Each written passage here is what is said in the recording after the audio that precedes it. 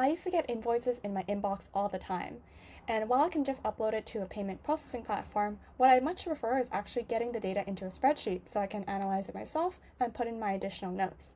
So I just get an invoice in a PDF format that might look something like this, and I just manually highlight and copy and paste it over. But now with Coefficient, we actually have a Gmail connector. And so if I go into my spreadsheet, I can use AI to read the exact details of my PDF file, and I can use a prompt to extract the details that I'm looking for that might be valuable to me. I can always go back and edit the prompt if I need to. At the same time, what's great about having it in a spreadsheet is that we also have an export feature.